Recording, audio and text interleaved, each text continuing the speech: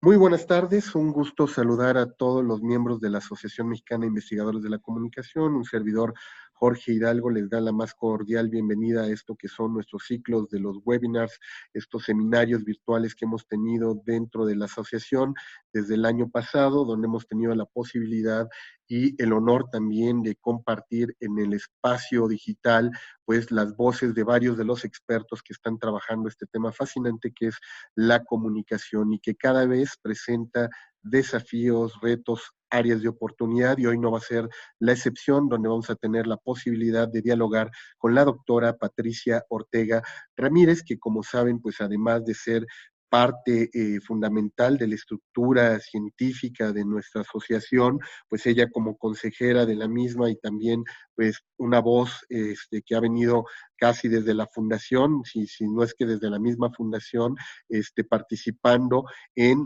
lo que son los encuentros nacionales, también los foros de discusión, y hoy nos acompaña en este espacio. Yo saludo a la doctora Patricia Ortega, que está el día de hoy con nosotros, y me voy a permitir presentarla para que aquellos que se están sumando a este webinar y que nos van a seguir en las redes sociodigitales, pues conozcan un poco más de su trayectoria. La doctora Patricia Ortega Ramírez es doctora en Ciencias Políticas y Sociales por la UNAM, maestra en Ciencias de la Comunicación por la misma institución y licenciada en Ciencias de la Comunicación por la Universidad Autónoma Metropolitana. Es profesora titular e investigadora de tiempo completo del Departamento de Educación y Comunicación de la Universidad Autónoma Metropolitana en la Unidad Xochimilco. Forma parte del Consejo Científico de la Asociación Mexicana de Investigadores de la Comunicación, donde coordina el grupo de trabajo sobre medios públicos, integra el Consejo Consultivo de la Asociación Mexicana también de Derecho a la Información y es miembro del Consejo Consultivo de la Asociación Mexicana de Defensorías de las Audiencias. En el año 2014 fue nombrada por el Senado de la República consejera ciudadana del Consejo del Sistema Público de Radiodifusión del Estado mexicano, cargo que desempeñó hasta diciembre de 2017. También fue miembro del Consejo de Programación de Radio Ciudadana del Instituto Mexicano de la Radio del 2007 al 2009 y miembro suplente del Consejo de Administración del Canal 22 en el año 2009.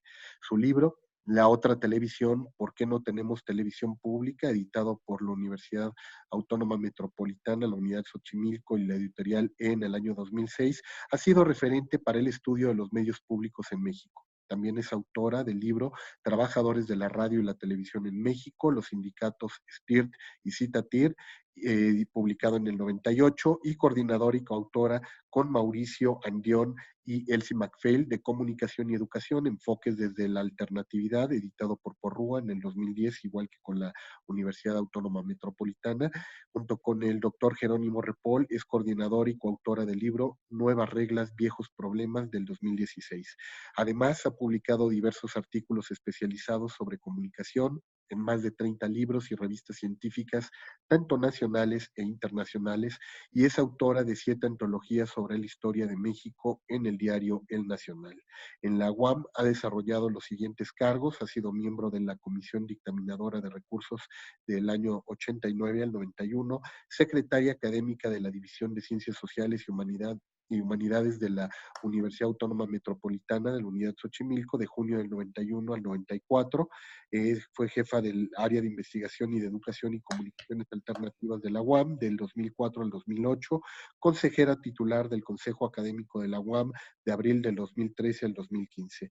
Sindicalismos y medios de comunicación son algunos, si no estoy mal, algunos de tus proyectos, Pati, en los que has estado también colaborando: Televisión Pública y Estado de México Moderno, calidad e instrumentos deontológicos de los medios públicos y participación ciudadana, medios y democracia. Y pues como ven, es un verdadero honor para nosotros tener a la doctora Patricia Ortega Ramírez en este espacio. Patricia, muy buenas tardes, gracias por acompañarnos. Muy buenas tardes a todos. Es un gusto para mí poder estar con ustedes y platicar un poco sobre este tema que me parece que es un eje muy importante para entender a los medios de comunicación, para entender la política, para entender la relación de los medios, la sociedad y el Estado. Perfecto, Pati, pues te cedemos el micrófono. Yo le voy a pedir a todos los que se van sumando a este espacio que por favor apaguen micrófonos, apaguen sus cámaras durante la presentación. Cuando la doctora Patricia termine, nosotros les estaremos pidiendo para activando nuevamente micrófonos y cámaras para iniciar nuestro conversatorio. Así es que, doctora, los micrófonos son suyos. Yo también apago mi cámara, pero estaré aquí para darle todo el apoyo. Gracias. Pongo la presentación.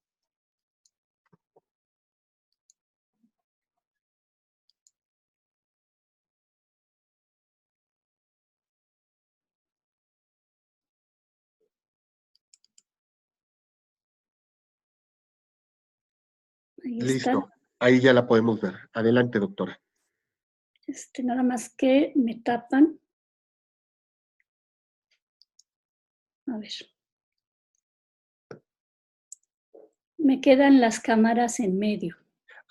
Si quiere puede moverlas, doctora, las camaritas con el cursor para que los ponga en un espacio donde no le incomoden.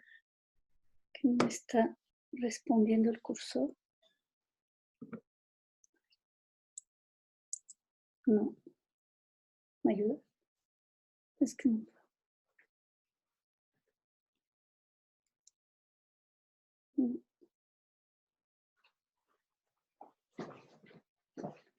Siguen mostrándose las ventanas, doctora. Sí. Si gusta, lo que puede hacer es cortar otra vez la presentación. De hecho, si quiere, la corto nuevamente y vuelva a activarla para que pueda ya otra vez mover a todos los participantes y que no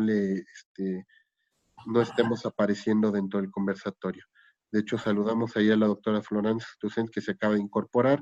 Doctora, le vamos a apagar ahorita por unos instantes su cámara y los micrófonos para que pueda hacer su presentación la doctora Patricia Ortega. No, no los veo, pero bueno, ya inicio la presentación. Adelante. A ver si no. Bueno, yo he titulado esta presentación ¿Por qué y cómo estudiar a los medios públicos? En el entendido de que pareciera que en este contexto o en este nuevo espacio mediatizado, digitalizado, de contextos globalizados e interconectados, pareciera que ya no tiene mucha importancia estudiar a los medios públicos. Se abren otros espacios de interacción, de diálogo, de nuevos contenidos y pareciera que se va relegando a la radio y a la televisión pública. Voy Doctora, a hablar de los medios públicos, ¿sí? Un favor nada más, creo que no está puesta su presentación, nada más por si quiere volverla a poner. A ver.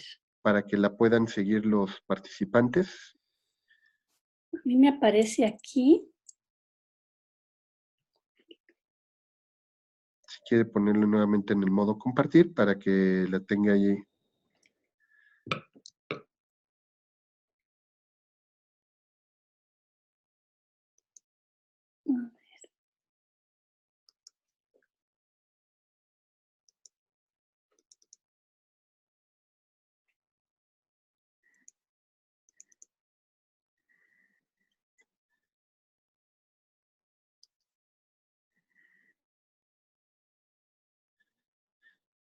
Ahí sale. Sí, de hecho, si quiere ya ponerle en el modo reproducir, ya ahí la estamos viendo sin problema, todos. Sí, vuelvo a tenerlos aquí en medio, pero no puedo quitarlos. ¿Qué importa? Bueno, como les decía, es que me tapa aquí. Jálalo aquí.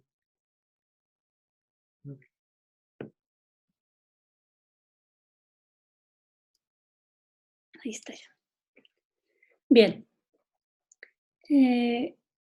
Como les decía, déjenme quitar también esta otra cosa.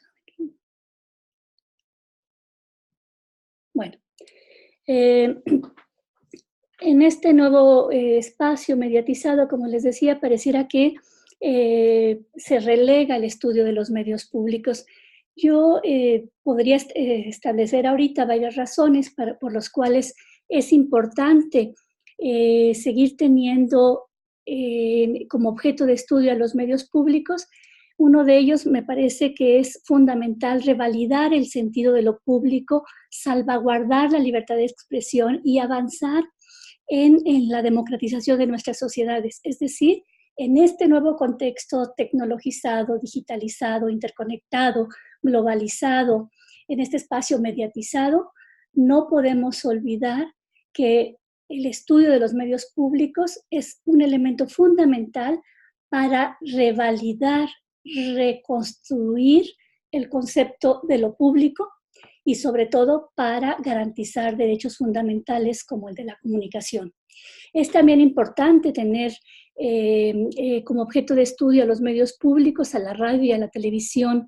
Voy a hablar de medios públicos como la radio y la televisión tradicional, aunque en otros contextos podemos entender a estos medios solamente desde la producción de sus contenidos. Explicaré esto más adelante. Me parece también importante poder pensar que el estudio de los medios públicos nos permite construir nuevas rutas para evaluar, redefinir, resignificar, reorientar principios fundamentales del servicio público como son la universalidad, como son la autonomía, como son la diferenciación, la participación social, la diversidad y la pluralidad. Es importante también analizar los usos sociales que la sociedad está haciendo de los contenidos de los medios públicos, estudiar las nuevas formas de consumo de los contenidos de la radio y la televisión públicas, así como poder analizar esas nuevas formas de relación que se están generando entre medios y sociedad ahora ya con la intermediación de Internet.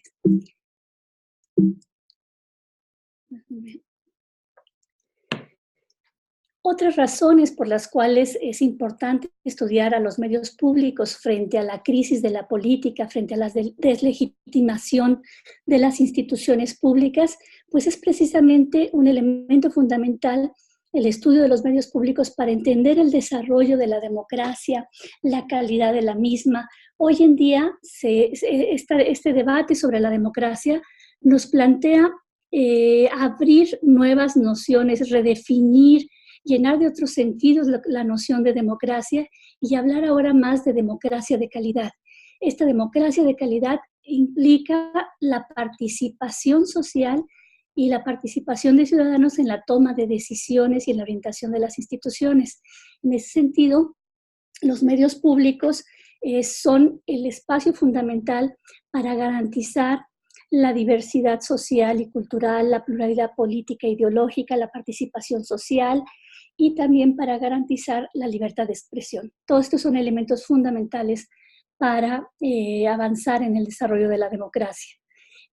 Otra razón que tendríamos para continuar con el estudio de los medios públicos es el análisis sobre cómo el Estado está garantizando condiciones para el ejercicio real del derecho a la información, el derecho a la comunicación, el acceso universal a las nuevas tecnologías de la comunicación. Todos estos elementos también son importantes y no pueden dejar de lado el estudio de los medios públicos. Es decir, si queremos entender cómo el Estado garantiza esas condiciones, cómo crea los espacios para que se dé un acceso real a las tecnologías de la información y la comunicación, para que haya una participación constante y se garantice la libertad de expresión en los medios de comunicación, pues los medios públicos vuelven a ser un eje fundamental para que esto se cumpla y para que esto se dé.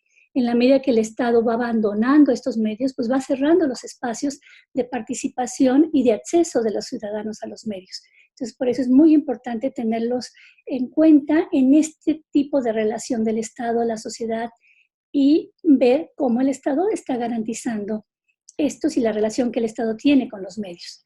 Por otro lado, la televisión pública, sea en su señal digital terrestre, sea en Internet, o la misma radio pública, ya sea en abierto o en digital, tienen una función muy importante en la construcción de ciudadanía y en el desarrollo cultural y político de nuestras sociedades, de sociedades cada vez más diversas, más complejas, más plurales. La discusión aquí se ha dado en función de que hoy en día los medios tradicionales pues van siendo abandonados por las audiencias y hoy en día las posibilidades que nos ofrece la comunicación gracias a Internet, pues nos da otros espacios y otras maneras de acceder a los contenidos. Aún así, en estos nuevos espacios, me parece que la presencia de los contenidos de la radio y la televisión pública deben de estar ahí. ¿Sí? Estos contenidos finalmente son el producto más importante de un medio público, es precisamente a través de sus contenidos como se establece la relación con los ciudadanos, con las audiencias, y entonces no deberían, digamos, desde la visión de la producción, de la creación, de la diferenciación, que son principios que están, digamos, mediando el trabajo de estos medios públicos, todo eso no debería de abandonarse y deberían también de pensar en ocupar estos nuevos espacios de lo digital y todas las posibilidades que nos ofrece Internet. De ahí hay muchos elementos por los cuales seguir estudiando, muchas razones por las cuales seguir estudiando los medios públicos. Está también el por qué estudiar a los medios públicos o seguir estudiando a los medios públicos frente a esta enorme concentración que todavía padecemos en muchos de nuestros países latinoamericanos de las estructuras de la propiedad de los medios. Y aquí hay muchos elementos que se han aportado ya por ejemplo, desde la economía política de la comunicación al estudio de los medios públicos, pero creo que todavía sigue siendo un tema fundamental para avanzar en el conocimiento. Por ejemplo, para avanzar, para documentar la función que los medios públicos han tenido como contrapeso o deben tener o están cumpliendo como contrapeso frente a los excesos de la radiodifusión de carácter público. Está también otro punto en este campo que podría ser el analizar la situación de la radio y la televisión pública en el ecosistema mediático, qué lugar ocupa, qué relaciones está construyendo con los otros medios, qué lugar tiene incluso en cuanto a la importancia que el Estado mismo le da, cuál es la competencia que se ha generado ahí. Voy a apurarme un poquito porque se me va a ir el tiempo. En todo esto, para entrar ya más a lo que sería el estudio de los medios públicos como objeto de estudio, más bien lo que serían los medios públicos como objeto de estudio, yo quisiera plantear la siguiente reflexión. Como todo objeto de estudio en el campo de la comunicación social, el estudio y la reflexión, la discusión de los medios públicos requiere de enfoques multidisciplinarios.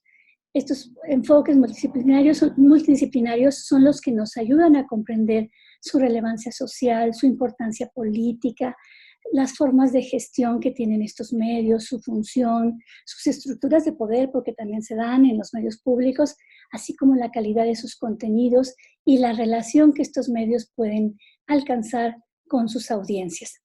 El estudio de los medios públicos me parece que se ha incrementado de una manera importante en los últimos 20 años y hay muchísimos trabajos que ahora nos abren otros enfoques y nos plantean los elementos para la discusión y la reflexión de estos medios.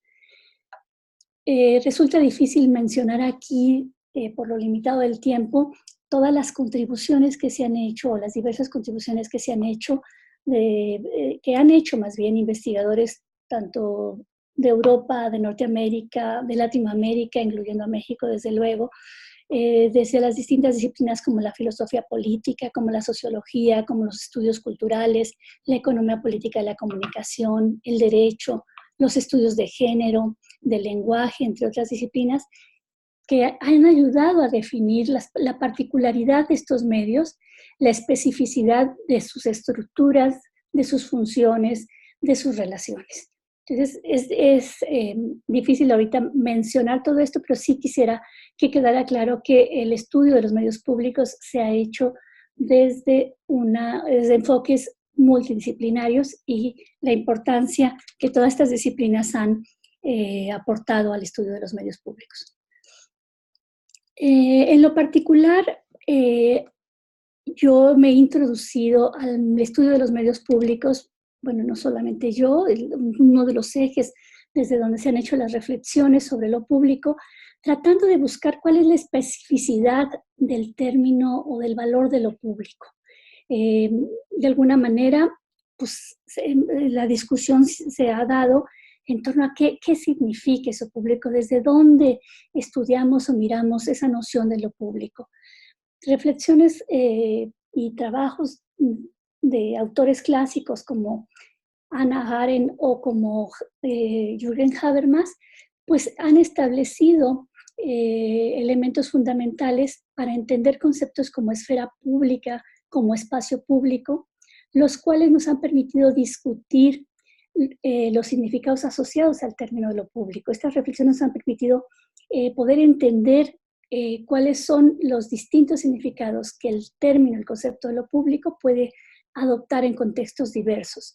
También han puesto como el centro pues, las diversas utilizaciones que se han hecho en la reflexión no solamente filosófica, sino también del ámbito de lo político, de este concepto. Desde luego, regresé.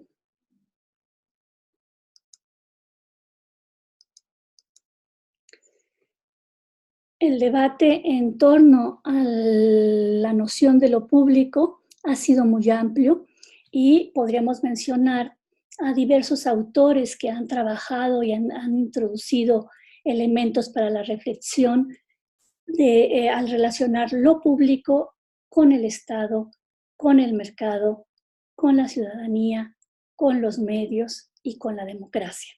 Autores como Jean Ferry, como Victoria Camps, como Dominic Bolton, como John Thompson, como Nora Rabotnikov, han introducido una serie de reflexiones que nos han permitido relacionar lo público y reflexionar en torno a lo público en su combinación con todos estos elementos. Con todas estas nociones, la de Estado, la de mercado, la de ciudadanía, la de democracia, la de los medios mismos, que además todos ellos se conjuntan en espacios y ámbitos, en realidades determinadas y adquieren o nos brindan elementos distintos para la reflexión y el análisis según el contexto en el que los miramos.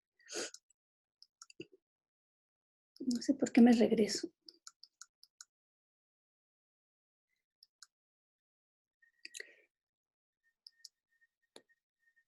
En esta discusión a mí me gustaría ir como aterrizando algunos elementos que nos vendrían a decir cómo entender al espacio público. Desde luego hay diversas maneras de acercarse al concepto, pero yo diría, como para ir aterrizando un poco, que entendemos por la noción de espacio público, o al menos esta apreciación que podríamos tener como una primera definición sobre lo que es el espacio público, puede ser entendido como una esfera intermedia entre la sociedad y el Estado, que se diferencia de y del mercado, pero que mantiene relaciones de tensión y a veces también de cooperación, ¿sí? Establece también una diferencia muy importante con lo gubernamental, pero también es cierto que establece relaciones con lo político.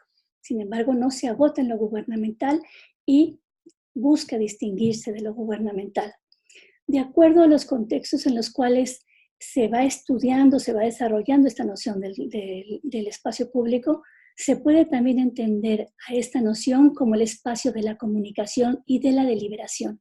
Esto es muy importante para después asociar el término con los medios y particularmente con el caso de los medios públicos, el servicio público también.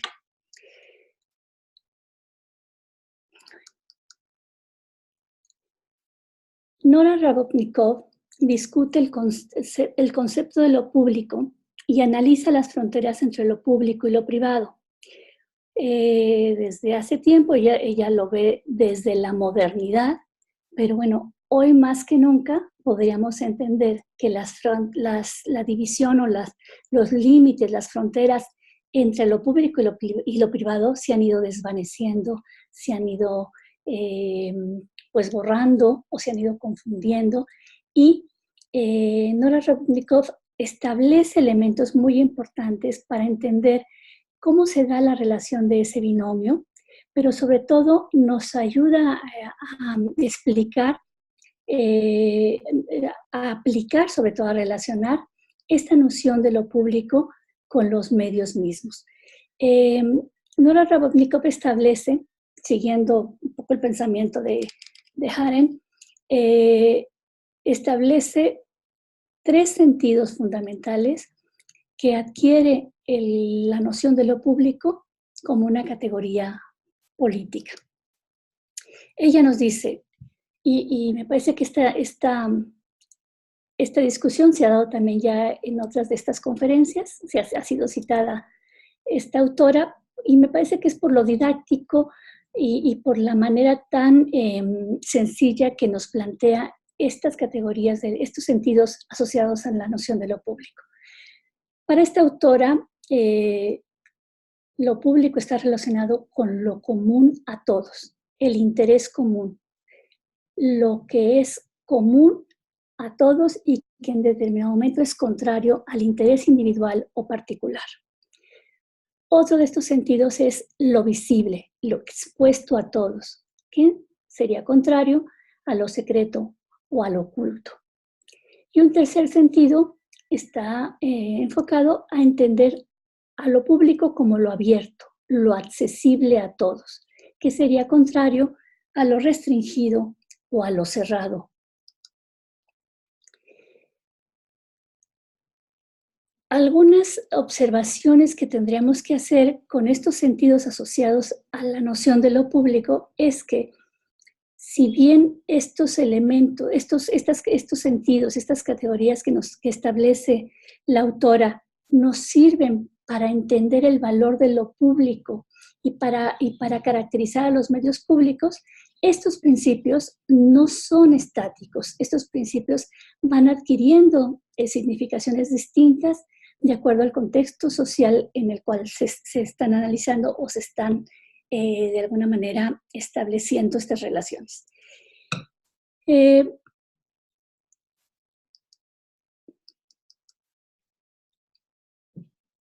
Habría que plantear aquí un elemento que nos permite establecer líneas de estudio en torno a lo público en los medios. Si nosotros asociamos estas categorías a los medios en general, y a los medios públicos en particular, y concretamente a la televisión, que ese ha sido más el campo que yo he estudiado, podremos hacernos las siguientes interrogantes. ¿Los medios públicos son accesibles o están abiertos a todos los ciudadanos? ¿Estos medios trabajan para el interés común o privilegian el interés particular de un grupo?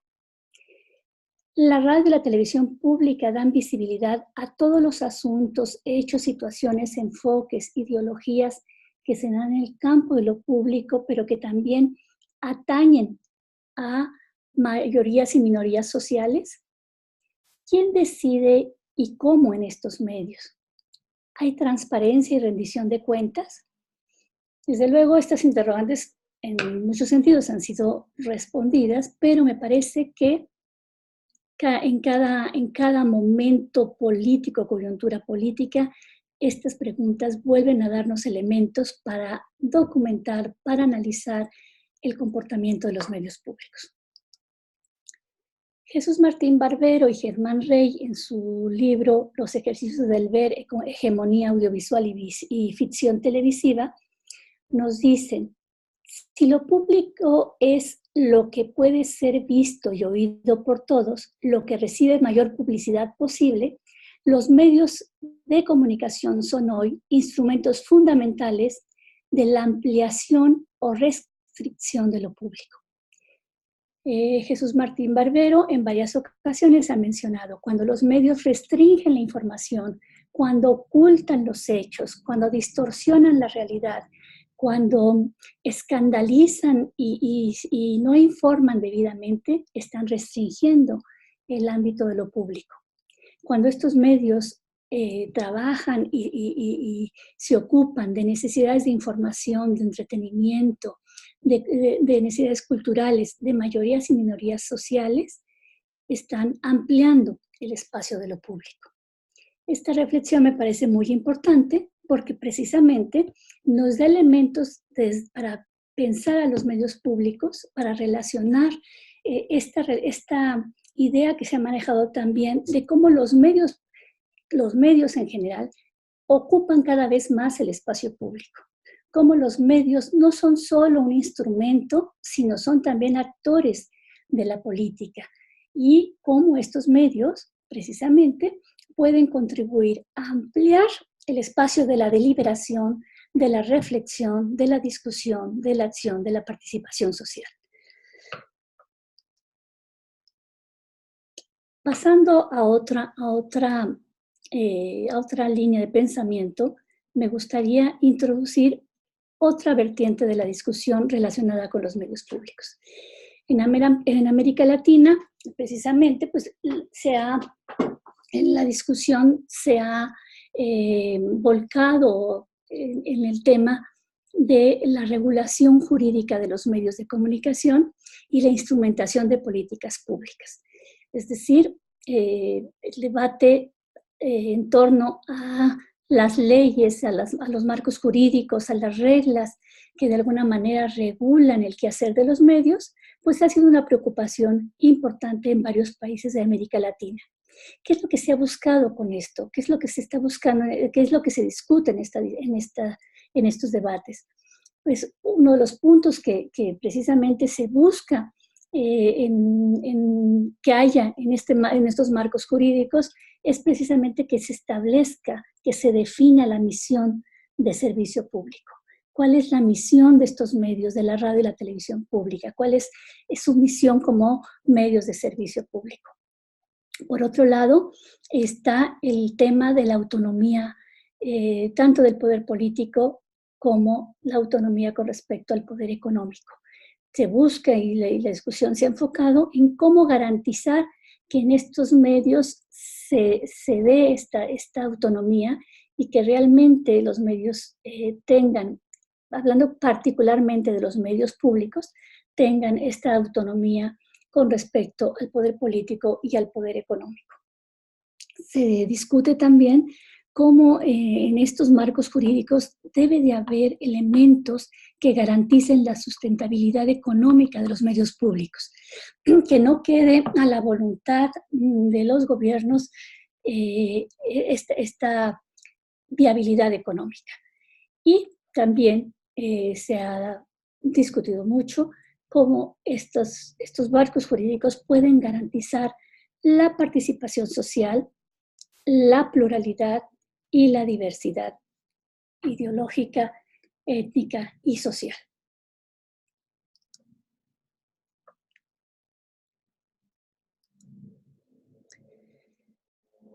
En este tema, en el tema de los marcos jurídicos, podríamos ver que ha habido avances y retrocesos. Martín Becerra nos explica que en los últimos años varios países en Latinoamérica han modificado sus marcos jurídicos, buscando estas garantías, estos puntos que yo mencionaba anteriormente. Él nos menciona, por poner un ejemplo de los países que han estado en esta discusión sobre cómo modificar o reformar las reglas para la regulación de estos medios, pues están Argentina, Ecuador, Perú, Colombia y desde luego México. Martín Becerra lo dice de esta manera, lo voy a leer porque me parece que es importante esta reflexión. Desde mediados de los años 2000, los nuevos gobiernos que ascendieron al poder de la región plantearon de manera coincidente una nueva relación con el sistema de medios que, en el caso de los estatales, redundó en nuevas regulaciones y mayores recursos. Sin embargo, vemos que nuevamente los cambios de los gobiernos en muchos de estos países trajeron nuevas modificaciones e incluso contrarreformas que echaron para atrás muchos o algunos, porque tampoco han sido muchos, algunos de los avances que se han logrado en la materia de regulación de los medios públicos.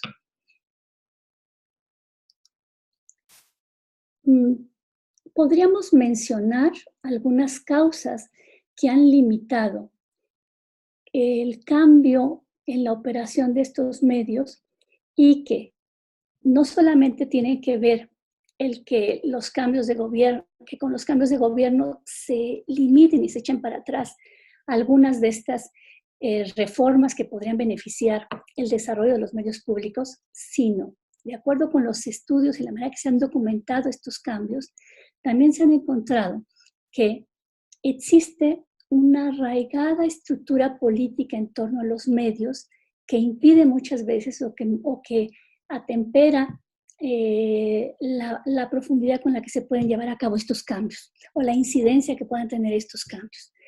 Está también el hecho de que prevalece en nuestra sociedad una cultura muy pobre sobre lo que es el servicio público, sobre lo que es el valor de lo público. Y esto muchas veces impide que se entienda a profundidad cuáles son estos cambios y cómo desde la sociedad o cómo desde los propios medios públicos se pueden impulsar mejores, se puede hacer más operativo, instrumentar los cambios o los pocos cambios que se han logrado con las reformas legislativas. También tenemos que sigue habiendo una escasa presencia social y cultural de los medios públicos en nuestras sociedades y que esto también limita el acercamiento que pueda haber entre la sociedad y los medios y es uno de los puntos que siempre entra en la discusión cuando se habla de los cambios legislativos. También podríamos decir que algunas veces cuando se ha avanzado un poco en tener condiciones que pudieran empezar a gestar ciertos cambios fundamentales en la estructura de los medios públicos, en la estructura de gobierno, en el financiamiento casi siempre ese tema queda afuera y está muy limitado siempre, pero bueno, formas de buscar otros recursos para el financiamiento de estos medios o para garantizar la participación social, la diversidad, la independencia editorial, resulta que estas modificaciones a veces llegan a ser tan cosméticas o la implementación de estas modificaciones llega a ser tan cosmética que muchas veces no logran incidir en algo que nos parece que es fundamental, la producción de los contenidos. Un tema que me parece que habría que seguir en el estudio de estos medios es precisamente cómo estos cambios que en el ámbito de la ley se pueden dar, realmente de cómo inciden en la producción de los contenidos, que realmente cómo se ven reflejados esos cambios en estos contenidos y, por otro lado, cómo modifican las relaciones de manera real entre el medio y la sociedad. Voy a pasar al caso de México, no sé cuánto llevo. Muy rápidamente para tratar de ejemplificar con el caso de México, pues muchos de los cambios que nosotros hemos estado viendo en el ámbito de la regulación de nuestros medios. Como ustedes saben, las reformas a la Constitución en materia de telecomunicaciones y radiodifusión se llevó a cabo en junio de 2014 y un año después, casi un año después, se emitió la nueva ley de telecomunicaciones y radiodifusión. Aquí ha habido varios de nuestros compañeros investigadores que han documentado muy bien los alcances y las limitaciones de estas modificaciones, tanto a la Constitución como la manera en que la ley recogió o retomó los principios constitucionales. Y tenemos, bueno, desde luego compañeros, muchos de ellos compañeros de mí, que son Jorge Bravo, Gabriel Sosa Plata, Raúl Trejo, Javier Esteinú, Rodrigo Gómez, Beatriz Solís, Aleida Calleja, entre otros. menciono a todos los que han estado trabajando en estos temas y que han logrado documentar cómo se dieron estos cambios y cuáles han sido, digamos, los beneficios que se han logrado y cuáles han sido las limitaciones que seguimos teniendo en la materia de la regulación de los medios en general y particularmente de los medios públicos. Yo quisiera decir que a mí me parece que hubo un gran avance en lo que fue la reforma constitucional, incluso en el tema de los medios públicos, y particularmente en el tema de los medios públicos, que es el que nos ocupa en este momento. No existía una definición, una definición de la misión de lo que podían ser los medios públicos. Al menos hoy están enumeradas ahí una serie de características o de funciones que deben de cumplir los medios públicos. Pero entre la emisión de la Constitución y la emisión de la ley, hubo, como siempre ha sucedido en este país, una serie de presiones políticas, de cabildeos, tanto de las grandes corporaciones de medios, tanto de los dueños de las grandes corporaciones de medios, tanto en el ámbito de las telecomunicaciones como de la radiodifusión, y también de los intereses políticos que intermediaron ahí y que dieron como resultado una ley que muchos han denominado descafeinada, light, adelgazada, ¿no? Es decir, la ley, lo hemos dicho en varias ocasiones, no retomó cabalmente, no llenó de sustancia los principios de la Constitución, y ahí tenemos pues varios vacíos en cuanto a la normatividad y a las reglas que regulan a los medios en general, y diría yo en particular a los medios públicos. Sin embargo, a pesar de ello, yo creo que tendríamos que hacer una discusión más profunda de lo que sí se puede lograr con al menos los principios que quedaron establecidos en el artículo 86 de la Ley Federal de Telecomunicaciones y Radiodifusión. Uno de los problemas que hubo es que en lugar de que la ley garantizara que estos principios que se voy a señalar ahorita estén asegurados, estén garantizados en los medios, lo que hizo fue dejar en manos de los mismos que gestionan los medios, estoy hablando de los medios públicos, de la radio y la televisión pública, que fueran ellos quienes garantizaran los siguientes puntos. Que dijeran cómo iban a asegurar la independencia editorial, que dijeran cómo iban a garantizar la autonomía de gestión financiera, cómo iban a garantizar o cómo iban a lograr las condiciones para garantizar la participación ciudadana, que elaboraran las reglas para la transparencia y la rendición de cuentas, la defensa de los contenidos, las opciones de financiamiento, que garantizaran el pleno acceso a las tecnologías y las reglas para la expresión de la diversidad social, étnica e ideológica.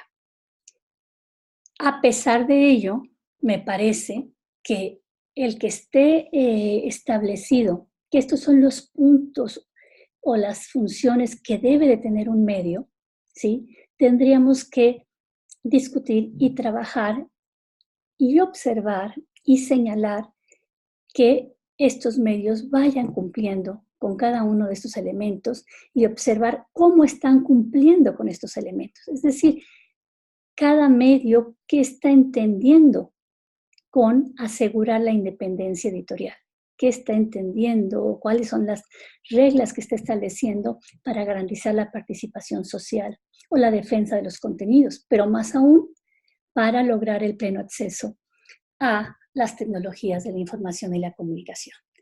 Aquí hay puntos que desde luego se han ido trabajando de alguna manera desde el ámbito académico y también desde el ámbito político, han causado muchísima discusión y reflexión.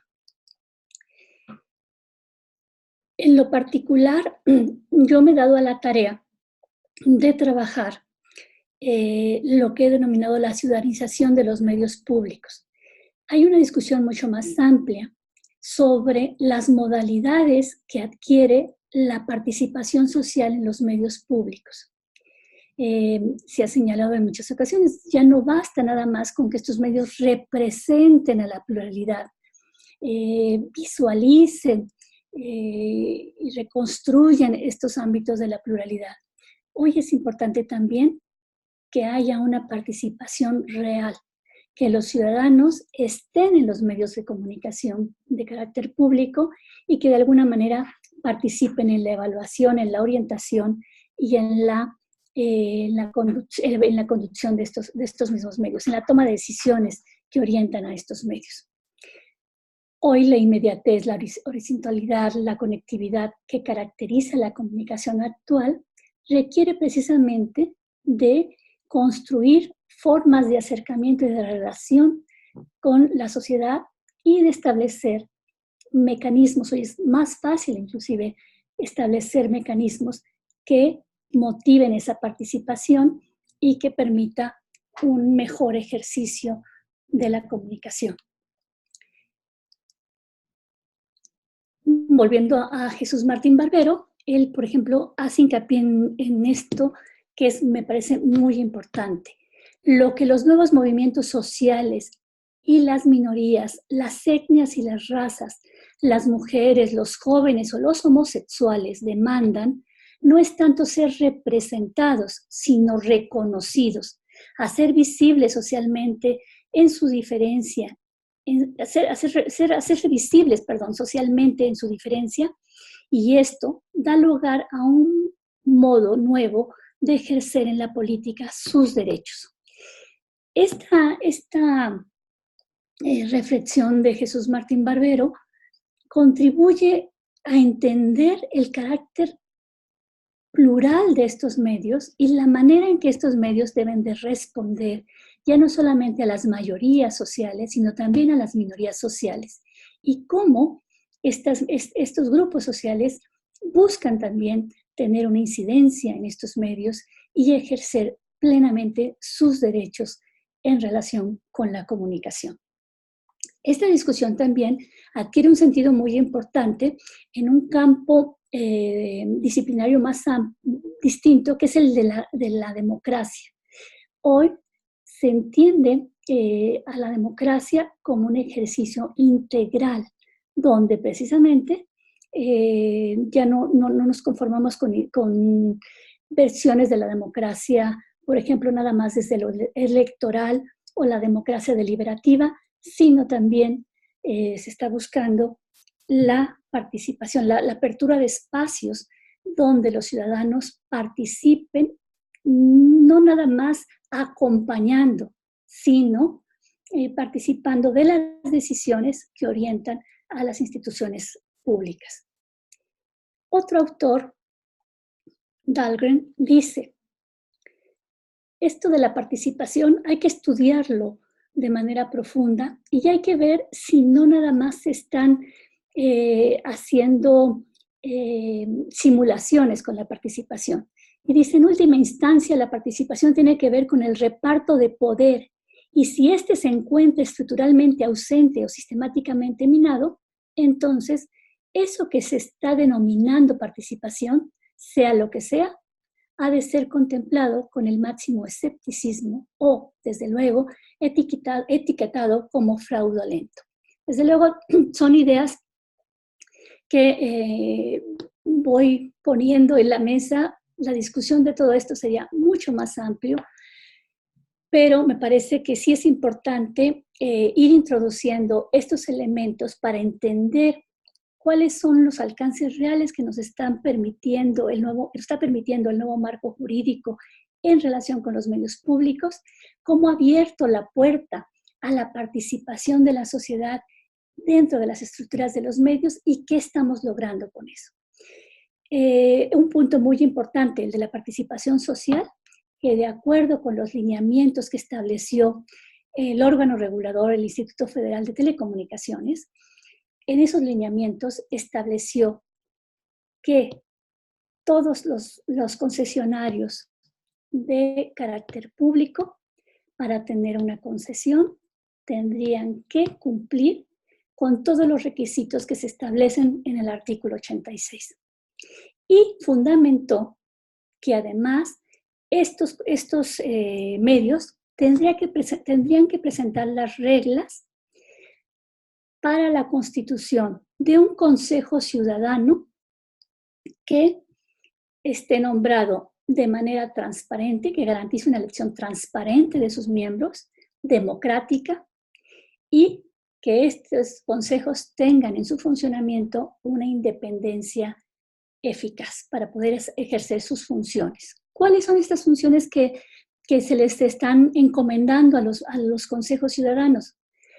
3 de los principios fundamentales de los medios públicos: fomentar la participación social, garantizar la independencia editorial y establecer las reglas para la expresión de la diversidad social, étnica e ideológica, ¿sí? Entonces, estos consejos que hoy en día tendrían que estar ya integrados en todos los medios que tienen una concesión de uso público, estos consejos se les ha dado una tarea fundamental.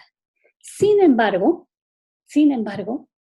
en la realidad, estos consejos no tienen una capacidad de incidir en las decisiones. Su labor es meramente consultiva.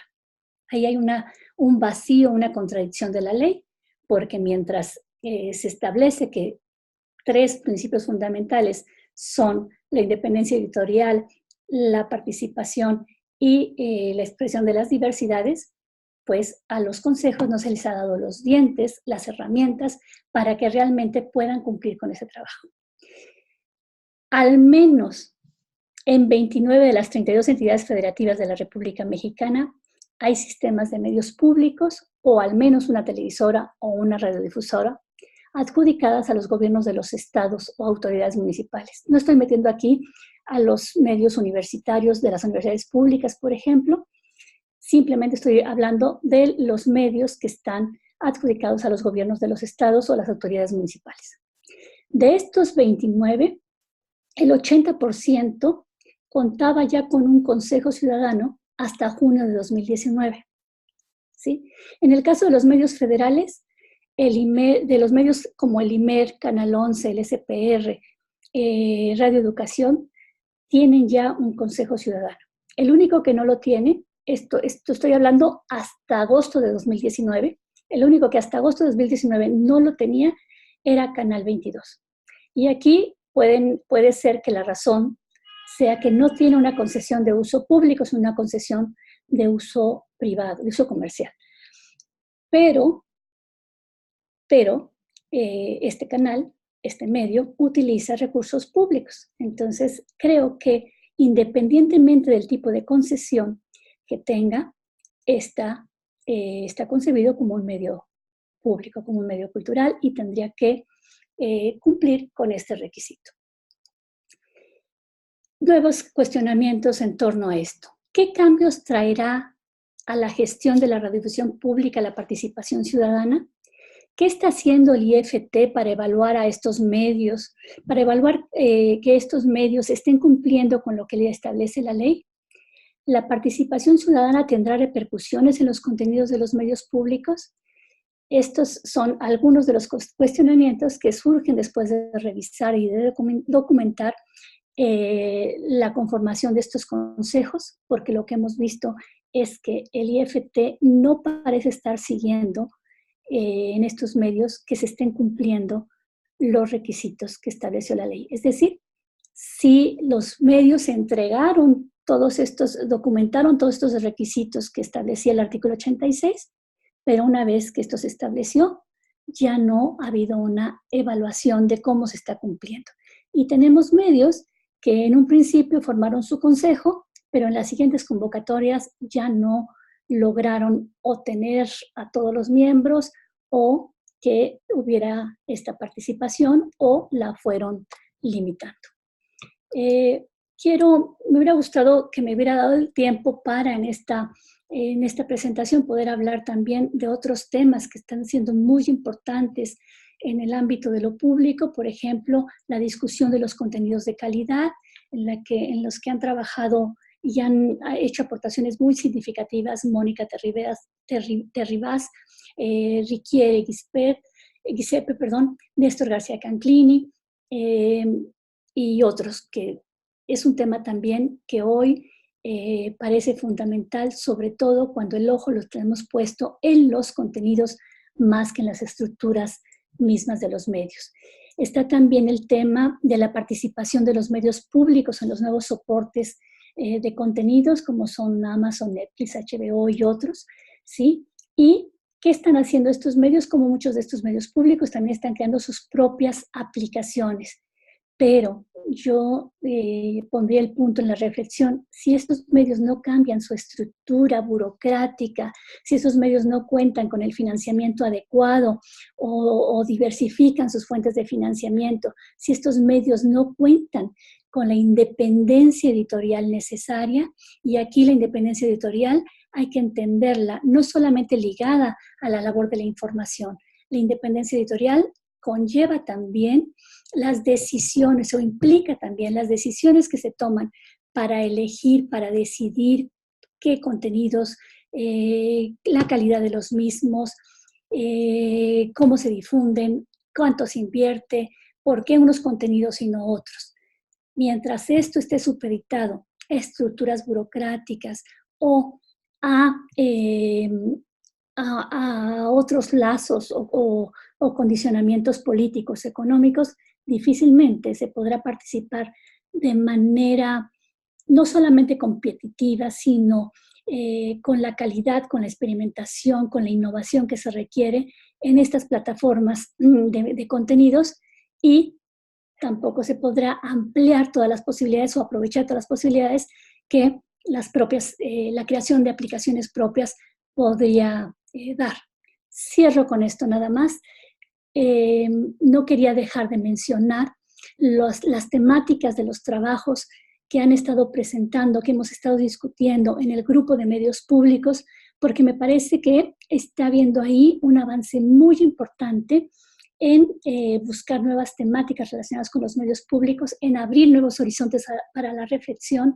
Ya no los repito porque se me acaba el tiempo, pero ahí están puestos. Muchísimas gracias y estoy para las dudas que tengan o lo que quieran discutir. Muchas gracias, doctora. Como siempre, un placer escucharla. Creo que nos ha dejado un panorama muy enriquecedor para la discusión. Voy a pedirle a todos los miembros que están participando en esta ocasión que puedan activar sus cámaras. Vamos a cortar ahorita la proyección de la presentación para que puedan ir visualizando todos en su participación a la doctora Patricia Ortega y podamos abrir los micrófonos para las interacciones. Entonces, damos unos segunditos, doctora, en lo que empiezan a prender sus cámaras, sí, nuestros colegas, y empiezan a participar para que quien tenga alguna pregunta, interrogante, lo pueda hacer a partir de este momento. Yo les estoy mandando ahí ya los avisos para que puedan ellos encender sus cámaras sin problema alguno, que las habíamos desconectado hace unos momentos para que pudieran interactuar, y vamos saludando también por ahí a algunos de ellos que se han ido conectando, como fue el caso de la doctora Florence Cousin, que el día de hoy también nos acompaña dentro de este conversatorio. Doctora, yo quisiera, en lo que nos mandan por aquí sus participaciones, algunos de nuestros colegas, hacer justo hincapié en algunos de los puntos en los que usted comentaba sobre esta necesidad de la ciudadanización de los medios y sobre todo estos medios públicos. En ese sentido, ¿cómo trabajar esta lógica de la era de la participación cuando nos hemos dado cuenta que tenemos como diversos niveles de profundidad cuando hablamos de participaciones verdaderamente alfabetizadas, participaciones que más bien son como movimientos que responden a intereses ideologías particulares, pero no están como muy involucrados del resto de las dinámicas sociales? Hay otros que son realmente más bien ciudadanías replicadoras. ¿En qué sentido, cuando hablamos de la ciudadanización, tendríamos que tratar de buscar homologar el que todos pudieran realmente participar y no se convirtiera como nada más la participación de ciertos grupos de interés que ven en los medios públicos una oportunidad para vertir sus ideologías, como primer cuestionamiento? Es muy interesante esto que preguntas, porque efectivamente es uno de los problemas a los que se están enfrentando no solamente estos medios, sino la manera en que se están ocupando estos espacios. Justamente en noviembre estuve en un evento que organizó ULEPIC en Sevilla y en la mesa que me tocó participar, yo expuse los resultados de esta investigación que estoy llevando a cabo y que he titulado La ciudadanización de los medios públicos. Desde luego, este tema hay que tomarlo de manera crítica. Y ellos me decían, sobre todo una de las colegas que está trabajando muy de cerca con Televisión Española, que a ellos no les había funcionado el que estos consejos se formaran con ciudadanos en general y que estaban metiendo el tema de la profesionalización de los consejos ciudadanos. Es decir, que hubiera gente que realmente supiera de medios o de comunicación y que estuviera de alguna manera participando con una perspectiva distinta. Porque lo que ellos habían tenido era muchas veces que estos grupos, estos ciudadanos llegaban como queriendo establecer sus cuotas, es decir, cuotas en el sentido de, bueno, si mi organización o yo represento o yo he trabajado desde los estudios de género, desde el feminismo, bueno, a mí lo que me interesa es esto y nada más, ¿no? No se daba esa interacción o esa pluralidad que se quiere que esté también representada en estos consejos. Es importante señalar que los miembros de estos consejos no tienen un cargo de elección, es decir, no son representativos de nada, son a título personal.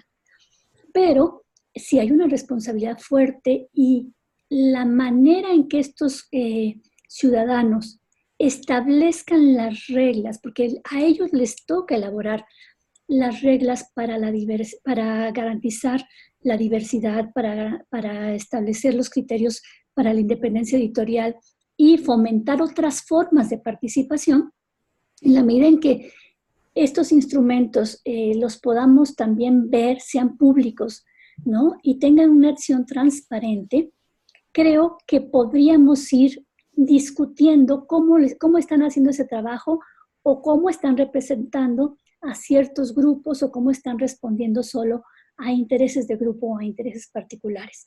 Es muy importante que estos consejos tengan también una autonomía dentro del medio, que ellos establezcan su propia agenda de trabajo, que definan los temas y las preocupaciones que están viendo, que están de alguna manera estudiando o compartiendo con estos medios, ¿sí? Pero que no sea el director o la directora del medio la que establezca la agenda, la que les diga qué temas tienen que tratar, que los cite cuando la directora quiera. No, ellos tienen que tener una agenda independiente y trabajar de manera autónoma. Esto no quiere decir que no tengan una relación con la parte directiva del medio, o quien encabeza el medio, quien gestiona el medio, eso, ni tampoco que son enemigos de la autoridad del medio, pero sí debe de haber cierta autonomía. Sí, sobre todo en esa parte yo creo que ahí lo importante es, como bien dice doctora, dar este punto que hoy para muchos medios se ha convertido tanto en una moda, en una tendencia a quedar bien en términos de ser políticamente correcto con ciertos grupos de interés, y realmente las voces o los espacios que les dan no es porque sea un interés genuino de que todos tengan una participación, de que se dé una democratización, vamos a decirles, del espacio mediático, sino más bien es como por cumplir estas cuotas. Y el otro es también la visión que tienen algunos para obtener fondos para financiar estos tipos de espacios y que también les sea, vamos a decirles, un espacio autofinanciable al mismo medio, ¿no? Creo que por aquí tengo una pregunta del doctor José Luis López Aguirre que quería preguntar. Sí. Sí. Sí, gracias. Buenas noches a todos. Muchas gracias, doctora Patricia Ortega, por la charla tan interesante. Mi pregunta va en relación con lo que se está ahora discutiendo y me gustaría saber si conoce alguna iniciativa en la que los medios públicos estén coadyuvando en la formación de audiencias más críticas. Es decir, sería también responsabilidad de los medios la formación de estas audiencias, para que estos consejos efectivamente, pues sí, aparezcan especialistas, pero me parece que la intervención de la ciudadanía es fundamental. Obviamente se requieren ciudadanos con el conocimiento, ahora especialmente con el tema de la desinformación, yo creo que un papel fundamental que tendrían que tener los medios es darles las herramientas básicas, esenciales, para que los ciudadanos puedan quizás empezar a saber cómo enfrentar estos rumores, notas falsas, el fenómeno de posverdad. Entonces, esto sería también responsabilidad, reitero, de los medios públicos, la formación de audiencias críticas. Yo diría que sí, y que de alguna manera en el campo, digamos, de las defensorías de audiencias y de la construcción de instrumentos para la defensa de los ciudadanos frente a los contenidos de los medios y de los contenidos mismos, creo que sí hemos tenido avances en el campo de los medios públicos. Es decir, sí está habiendo ahí otra forma de participación ciudadana a través de los defensores de audiencias, de las defensoras de audiencias, ¿sí? Pero, desde luego, es importante que estos defensores cuenten también con las herramientas para poder dar seguimiento a las demandas, a los cuestionamientos, a las preguntas de las propias audiencias y no quedarse nada más en un nivel de gestoría, sino precisamente participar e incidir dentro del propio medio en esta alfabetización que tú señalas, ¿no?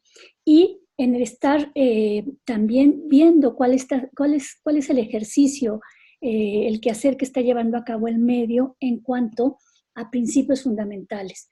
Yo creo que ahí, en este campo de las noticias falsas, en este campo de a veces de opiniones muy ideologizadas o maniqueas, ¿no? O de estas agresiones que muchas veces se dan, creo que los medios públicos, y ahí sí todos, es decir, ciudadanos y medios en general, y medios públicos en particular, tienen la tarea de contribuir a una mejor labor informativa, a establecer elementos que le permitan o elementos que orienten a los ciudadanos a elegir mejores fuentes, a distinguir lo que es una noticia falsa de lo que es una noticia verdadera, también a cuestionar cuál es la calidad de la información que les están dando, la profundidad de los hechos que se están presentando.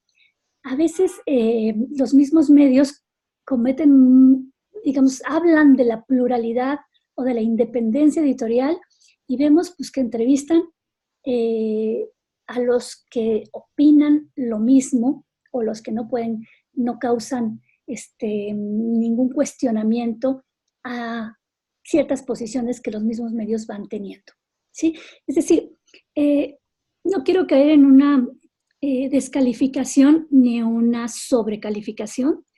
Me parece que muchos de estos temas están siendo ya documentados, ¿sí? Tal vez falta seguir trabajando en estos temas para no solamente decir que no pase esto, sino mostrar qué es lo que sí está pasando en estos medios, cómo están trabajando, cómo están llevando a cabo su trabajo y qué es lo que falta por hacer.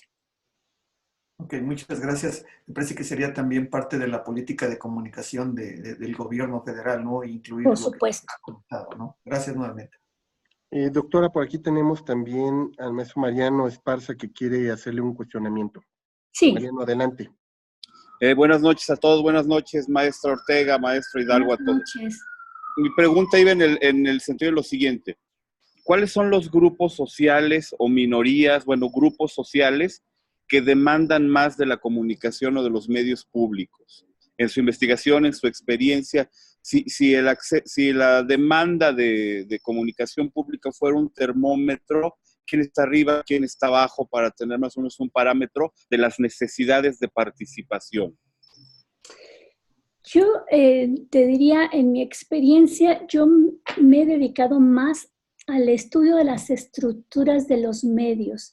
Y ya ahí creo que quienes tienen un poco o han avanzado un poco en este termómetro de qué grupos sociales o de qué sectores sociales están demandando más de los medios, son los propios defensores de audiencias, porque a ellos les llegan estos reclamos, a ellos les llegan estos cuestionamientos o estas inquietudes y solicitudes. Yo estuve en el Consejo Ciudadano del Sistema Público de Radiodifusión del Estado Mexicano y pues nunca nos llegó ningún requerimiento por parte de la sociedad. Lo que nosotros quisimos hacer es impulsar, por ejemplo, la producción independiente como una manera de acercar a ciudadanos interesados en la producción de contenidos, ¿no? Pero establecimos una regla muy importante, que las temáticas fueran elegidas o definidas a partir de los vacíos que veíamos en la programación del Sistema Público de Radiodifusión en el Canal 14. Y establecimos que una convocatoria, buscamos que se nos dieran los recursos para hacer pública esta convocatoria y hacer una invitación amplia. ¿Qué sucedió? Pues nunca hubo o nunca nos dieron los recursos mientras yo estuve para que esta convocatoria saliera y bueno, eso limitó otra forma de participación. Hubiera sido importante porque hubiera sido un termómetro más para medir de qué manera ciertas preocupaciones de ciertos grupos sociales pues podrían estarse manifestando en estos nuevos contenidos, en esta búsqueda de innovación, de experimentación y de búsqueda también de calidad. Pero yo no tengo, digamos, un dato que pudiera responder de manera muy precisa a lo que me preguntas, porque no ha sido algo que yo haya estudiado, ¿sí? He estudiado últimamente la composición de los consejos ciudadanos en estos medios y ahí sí te podría decir que en la experiencia, la composición o el perfil de los ciudadanos que están integrando estos consejos es muy, muy diverso. Hay desde defensores de derechos humanos, gente con experiencia artística. En el caso del SPR nos tocó inclusive personas que serían consideradas como empresarias de los medios, ¿no? Gente que está trabajando el tema de género, que está ligada a organizaciones de feministas o de defensa o que lucha por la igualdad de género. Nos ha tocado también funcionarios de los medios públicos que participan en los consejos ciudadanos, ¿no? Ha habido una composición diversa. Esto en los medios en los que lanzaron la convocatoria sin hacer especificaciones muy precisas.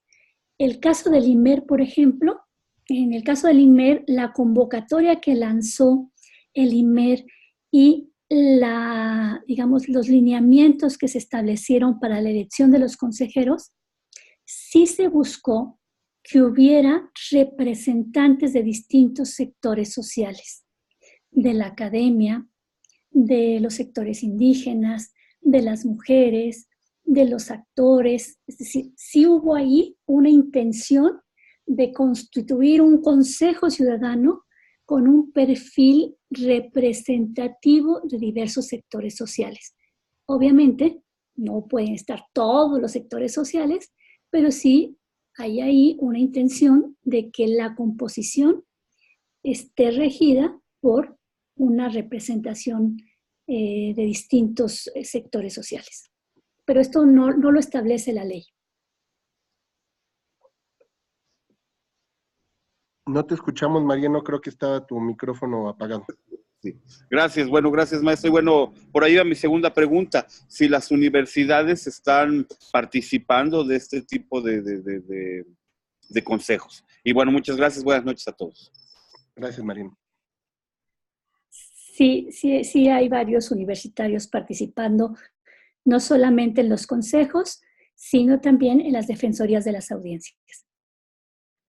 Ahora, sobre esa línea, doctora, ¿qué tanta, vamos a decir, qué tanto estamos involucrados, ya no desde la academia, vamos a decirles específicamente algunos investigadores, algunos, vamos a decir, académicos que tienen más una visión de participación en estos espacios, sino más bien ya en el diseño de los planes de estudios, en la manera como enseñamos comunicación en este país, para realmente estar viendo de forma permanente a los medios públicos como un espacio obligado donde tendríamos que estar colaborando, porque realmente una fuerte crítica que hemos hecho a los programas de estudios de muchas de nuestras universidades es que pareciera que somos escuela de medios para los medios, y sobre todo cuando digo medios específicamente comerciales, pareciera que mucha de la tendencia de nuestras universidades es servir de mano de obra para ellos, pero no con una visión mucho más crítica, responsable, de dar voz a todos los participantes, y creo que hay como una agenda pendiente, pareciera, dentro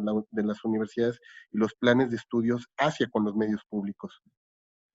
Yo creo que este es un punto bien importante, porque a mí me llama mucho la atención cómo en nuestras universidades el tema de los medios públicos no necesariamente es un eje, digamos, rector de nuestras carreras, ¿no? Y yo creo que por ahí tendríamos que entender también que la formación, es decir, que si queremos comunicadores, comunicólogos que participen, que traigan nuevos enfoques tanto para el estudio de estos medios como para la incidencia en la producción de estos medios, o incluso en la manera de legislar en torno a estos medios, pues tiene que haber un conocimiento más profundo de lo público, tiene que haber un conocimiento más crítico. Ay, no sé qué hice. No, pero no pasa nada, le seguimos viendo todo perfecto. Más crítico de la función de estos medios. Yo creo que ahí hay un vacío en cómo estudiar, no solamente resignificar y discutir el valor de lo público, que yo insisto, inclusive hoy en día que parece que todos podemos acceder a Internet y que parece que todo es muy libre ahí, justo hoy se requiere una reflexión y una redefinición del valor de lo público. ¿Cómo no dejar al mercado, ¿no?, una serie de decisiones que se están tomando en estos ámbitos muy abiertos, ¿no?, a veces lo pongo entre comillas, comunes, y donde lo público no está siendo reflexionado de fondo, me parece. Incluso más allá de la reflexión, también en la construcción de una estética propia, una narrativa propia, Claro. Porque generalmente pensamos en el medio público como en un espacio de baja producción, de mala calidad, pero más bien por la poca participación y el involucramiento tan lejano que hemos tenido nosotros, para que efectivamente queden como rezagados, ¿no?, dentro de los espacios de consumo, cuando bien podríamos haber, durante tantos años, haber empezado a construir una propia narrativa, lenguajes propios, tratar de generar nuevas lógicas de acercamiento, y quizá, como bien dice, bueno, pues esto podría ser parte de estos ejercicios, tanto de qué es lo público, cuáles serían esas temáticas, cómo hay que hablar de esas temáticas, ¿no?, cómo se tienen que narrar y qué narrativa propia podrían generar cada uno de esos temas de acción, más allá de estar tropicalizando lo que ocurre en los medios tradicionales y en los medios comerciales para llevarlos a estos espacios. Fíjate que, por ejemplo, uno de los trabajos que se han presentado en este espacio del grupo de medios públicos que llama mucho la atención es el que hizo Lenin, que es muy importante, Lenin Martel, porque él lo que hizo, bueno, primero entró a la discusión, a ver, no basta, es muy importante que haya una ley que regule adecuadamente, ¿no?, el funcionamiento de estos medios, pero no basta, ¿no? Y él se acercó a los productores, a los camarógrafos, a la gente que trabaja en los medios públicos, concretamente en Radio Educación, ¿no? Y fue con ellos a entrevistarlos y a preguntarles, bueno, ¿cuál es tu idea del funcionamiento de un medio público? ¿Qué es lo público? ¿Qué es para ustedes la diversidad? ¿Cómo esta idea que ustedes tienen de la diversidad la aplican, la instrumentan en las decisiones que van tomando en la producción, en la difusión de los contenidos, en las tareas, en las rutinas diarias, cotidianas, del ejercicio del trabajo en los medios? Y fue muy interesante porque inclusive encontró gente que decía, claro, nosotros establecían su propia definición del medio público, pero también decían, aquí somos sumamente plurales, ¿no? Nosotros nos encargamos de que esa pluralidad haya. Yo decido y tengo 20 años decidiendo qué contenidos se transmiten en mi espacio, en mi programa, ¿no? Entonces ahí había una serie de contradicciones porque se rompía, ¿no? Toda esta idea de pluralidad. Sí, hay pluralidad porque yo decido qué contenidos, qué se transmite en mi espacio, cómo se hace, ¿no? Rutinas ya muy hechas. Es muy interesante ese trabajo. Y otro trabajo que me gustaría citar es el de Oneivis Torres Figueroa, que ella se acercó a Canal 11, también a los productores, pero de un espacio específico, el de la difusión de la ciencia. Se enfocó a los productores de un programa de difusión de la ciencia, ella le llama la comunicación de la ciencia, ¿no? Hizo lo mismo. O sea, de acuerdo con los códigos de ética del medio, de acuerdo con sus propias políticas de producción, de acuerdo con, digamos, toda la legislación misma con la que se rige el canal, cómo eso lo llevaban hasta el quehacer de la comunicación de la ciencia, ¿no? Y también ahí los resultados son muy interesantes. Cuando vamos a esa parte muy específica del quehacer de los medios, es donde encontramos que mucho de lo que decimos así como a macro, ¿no? En lo macro, la estructura de los medios, la gestión de los medios, el gobierno de los medios, bueno, que muchas de las contradicciones o de los vacíos o de la no tarea de no lograr llevar hasta sus últimas consecuencias los principios de lo público, se están dando en estas tareas, rutinas de producción. Y no quiero decir que los trabajadores de estos medios sean los culpables de eso, no, ¿sí? Porque inclusive muchos de estos medios se sostienen porque estos trabajadores, tienen la camiseta muy puesta y trabajan para estos medios de una manera excepcional, ¿no? Hay ahí una serie de elementos que habría que ir estudiando para entender la dimensión que en lo laboral, que en la producción, que en las condiciones mismas del trabajo, de la concepción de lo público se están dando en el interior de estos medios. La doctora Florence Toussaint tiene también por ahí un cuestionamiento. Doctora, adelante. Buenas noches, saludos a todos los colegas, un saludo a Pati Ortega en especial. A mí me surgieron varias preguntas que, bueno, sería muy tardado, creo, responder a todas. Entonces yo creo que nada más me voy a centrar en dos.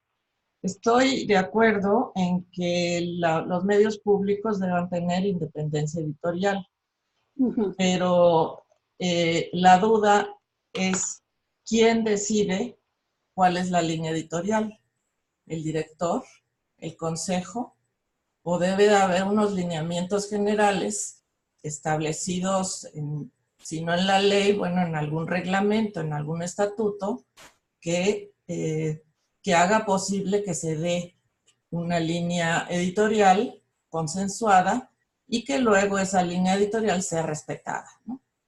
Entonces, esta es mi primer pregunta. Y la segunda es que también estoy de acuerdo que deben de contar con autonomía. Pero, ¿cómo garantizar esa autonomía, por un lado? Y por otro lado, ¿realmente qué significa la autonomía? Porque yo he entrevistado a varios directores de medios públicos, no solamente en México, y recuerdo, por ejemplo, en Ecuador, antes un poco antes de las elecciones últimas, yo le preguntaba al director de Radio y Televisión de Ecuador, decía, bueno, ¿cómo garantizar una continuidad de este medio público? Y él me dijo, pues no hay manera. ¿Por qué? Porque esto está vinculado con el Estado y el Estado, parte del Estado es el gobierno, y en la medida en que cambie el gobierno, pues necesariamente si el nuevo gobernante que llega no está de acuerdo con esta línea editorial, con esta estructura, con esta forma, incluso con la ley, ¿no? Pues la va a cambiar. ¿Qué es lo que ha pasado justamente en Ecuador, que pasó en Argentina, que esperemos que no pase en Uruguay ahora, pero que es posible que sí, etc. Entonces, ¿qué significa la autonomía? Esa sería mi pregunta. Esa es la pregunta eje de toda la reflexión, porque efectivamente, o sea, el problema y tú lo has estudiado en muchos de tus investigaciones, ¿no? La vulnerabilidad en la que también están muchos de estos medios, ¿no? Y están a expensas de muchas veces de las decisiones de quien dirige estos medios, ¿no? Y entonces si les toca a un director interesado por los medios, por el buen funcionamiento, porque haya ciertas libertades, porque se respeten ciertos puntos, ciertos criterios para garantizar independencia, participación, expresión y demás, pues camina más o menos, ¿no? Pero cuando no, o cuando toca a un director o una directora que la puso el presidente de la República o alguno de los poderes federales influyó en esto y se debe o hay compromisos ahí de por medio, pues resulta que los medios van perdiendo esa autonomía o esa posibilidad de ejercer un trabajo con mayor independencia. Yo creo que es un tema que hay que trabajar. Muchas veces hemos planteado que los medios requerían una autonomía como la que hoy, y sé que me van a decir, ay, pero ¿cómo?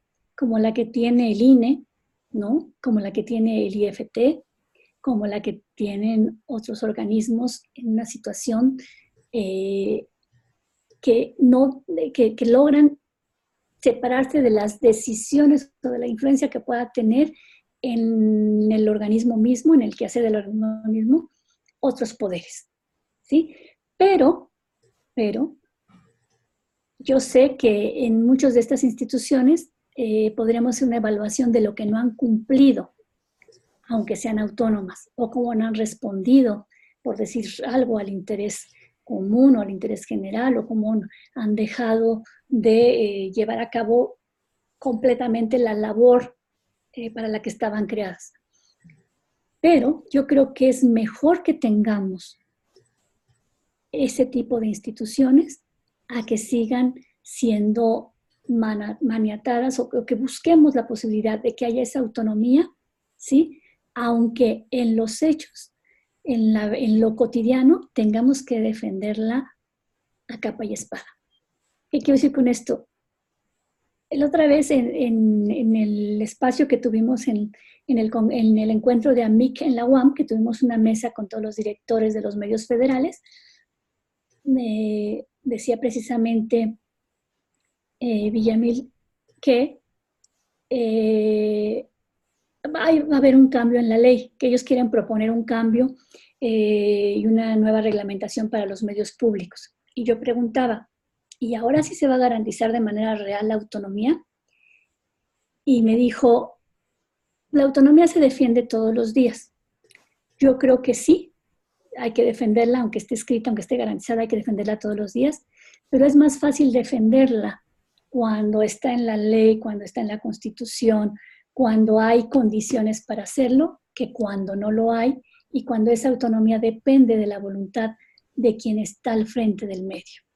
Entonces, ¿qué es la autonomía? Me parece, por contestar de manera muy sencilla, es la posibilidad de que el medio se rija sin la intermediación de intereses políticos o económicos. ¿Qué significa todo esto? Pues hay que hacerlo operativo y hay que también, creo que aquí hay un círculo también vicioso. Es la sociedad quien tendríamos que estar muy al tanto de qué están haciendo estos medios, de cómo están cumpliendo, de dónde no están cumpliendo, de por qué toman determinadas decisiones y no otras, por qué se gastan el dinero en una sola serie de televisión y no en otras. ¿Cuáles son las decisiones? O sea, tiene que dejar de haber una decisión unilateral. Y esto lo relaciono con la primera pregunta que me hacías de la independencia editorial, ¿no? ¿Quién va a decidir? Pues la idea, de acuerdo con lo que hoy establece la ley y los lineamientos del propio órgano regulador, es que los consejos ciudadanos son los que establecen o crean los criterios para garantizar esa independencia.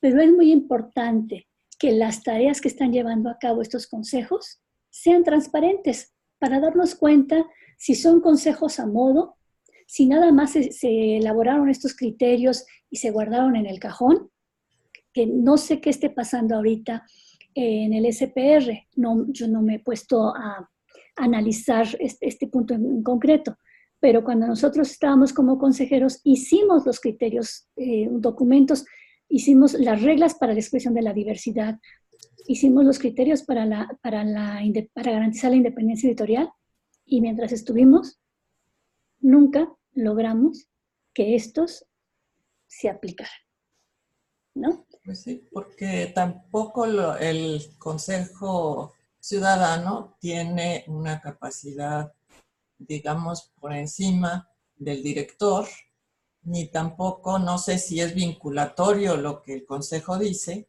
o no lo es un simple comentario, es una simple propuesta. Se reúnen, discuten, hacen propuestas, pero no hay nada que sea vinculatorio. Y en ese sentido, pues es muy difícil realmente que se dé, por un lado, la participación y por otro lado, que las propuestas del Consejo pues se tomen realmente como la línea, como el resultado, ¿no? Que sea una línea editorial. Y bueno, nada más quiero agregar, si me permites, que respecto de la autonomía, yo también tengo, es decir, creo que la autonomía no significa, como nos han dicho en la UNAM muchas veces, extraterritorialidad, No. y ni fuera de la estructura del Estado. Porque también ahí puede suceder que esos institutos autónomos se vuelvan poderes en sí mismos. Se vuelvan poderes en sí mismos que están realmente pues, por encima de la Constitución, porque no puede haber un instituto autónomo que esté fuera del marco legal.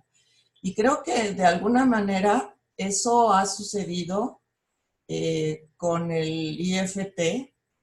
¿Y en qué sentido lo digo? Lo digo en el sentido de que ha tomado decisiones que desde mi punto de vista pues no son el mandato que tiene.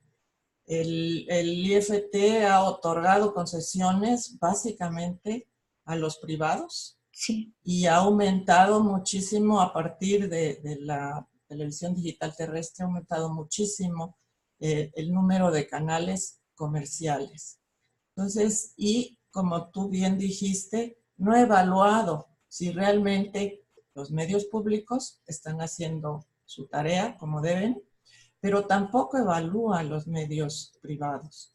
Y otra cuestión que creo que la ley es un defecto de la ley, es que los consejos ciudadanos y los defensores de la audiencia son obligatorios solo para los medios públicos.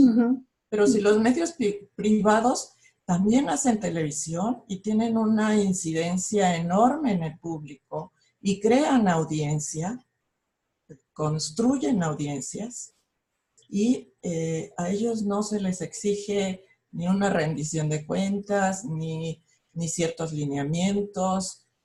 Digo, más allá de que tienen que aceptar las cadenas nacionales, y más allá de que tienen que pagar ahora el exiguo 1.25% del tiempo gratuito, ¿no? Bueno, entonces creo que sí habría muchas cosas que reformar en la ley, Pati, y creo que pues es muy interesante seguir discutiendo todos estos planteamientos. Yo nada más para terminar esto que estás diciendo, porque se me hace que es muy importante, Florence. Efectivamente, el IFT no está cumpliendo, digamos, muchos de los encargos o de las funciones que tendría que cumplir.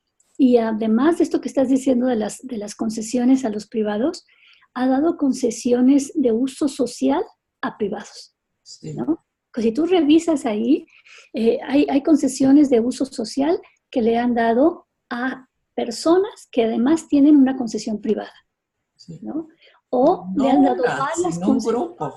sí, de varias concesiones, ¿no? De ese tipo a personas que para nada están representando el interés social de la comunidad, ni mucho menos. Hay varios errores ahí y hay varias omisiones que hicieron también en el caso de los medios públicos.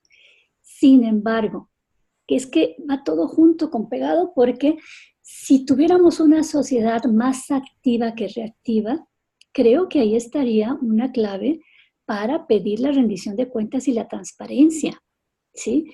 Y lo mismo tendría que ser con los medios públicos. O sea, efectivamente los consejos, los medios de los estados y los de carácter federal, los consejos no son vinculatorios, las decisiones de los consejos no son vinculatorias, pero si estos consejos hacen públicas las decisiones que ellos toman y que finalmente no son acogidas por la gestión del medio o que no son respetadas, si estos ciudadanos tienen consejos ciudadanos tienen una relación más cercana con la sociedad y logran transparentar y hacer públicas todas sus decisiones y advertir a la sociedad de lo que está pasando en el medio, creo que podría haber un ámbito de incidencia, ¿sí? O al menos de advertencia. El único caso en el que el Consejo Ciudadano sí tiene, digamos, un nivel distinto es en el Sistema Público de Radiodifusión del Estado mexicano, porque ahí 3 de los miembros del Consejo Ciudadano participan en la Junta de Gobierno, ¿sí? Y entonces estos 3 ciudadanos del Consejo que participan en la Junta de Gobierno, votan, toman decisiones, es decir, son 3 votos más, y ahí lo que establecimos fueron acuerdos de que todo lo que ahí se discutiera y se decidiera tenía que pasar por el Consejo Ciudadano, ¿no? Entonces, bueno, son como ir poniendo parches, ¿no? En el camino, en la parte operativa, ¿no? Pero eso nos lleva a pensar, a documentar cómo se está dando este ejercicio, para entonces pensar en otros elementos que deben de estar puestos en la ley, puestos en la Constitución, pero también cómo reactivar a esta sociedad para que esté más pendiente de lo que está sucediendo con sus propios medios. Ya no digamos con los medios privados, ¿no? Que también sería otro tema.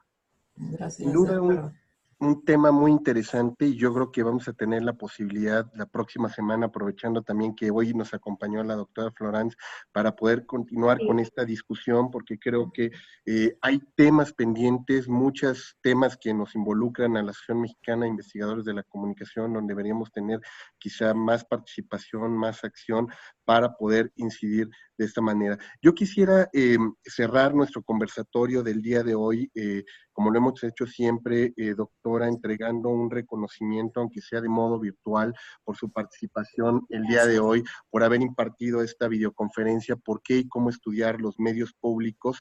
Agradecerle públicamente en nombre de los miembros de este comité ejecutivo, pero también de los miembros de la Asociación Mexicana de Investigadores de la Comunicación, que seguramente se estarán conectando en un momento más para seguir este webinar en modo diferido y aprovechar también, como decíamos, pues para invitar a todos nuestros asociados a que la próxima semana puedan estar con nosotros en este webinar, donde la doctora Florence Toussaint va a hablar sobre los medios públicos después de la reforma del 2013 y la ley de radiodifusión y telecomunicaciones de 2014. Pues les agradecemos a todos su participación, fue un gusto tenerlos el día de hoy con nosotros y nuevamente, doctora, un honor que haya estado en este espacio de la Asociación Mexicana de Investigadores de la Comunicación, AMIC.